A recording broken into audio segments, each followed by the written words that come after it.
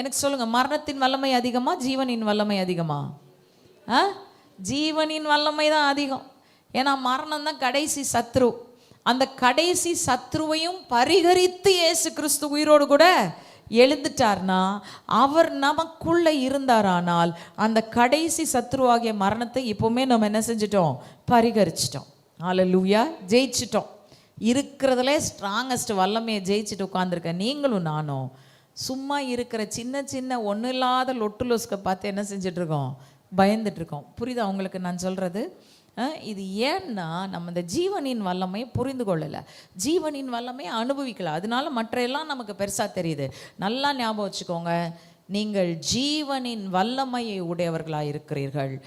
ஒன்றும் உங்களை மேற்கொள்ள அவர் தீர்மானித்திருக்கிற நாள் வரைக்கும் எதுவும் உங்களை தொட முடியாது.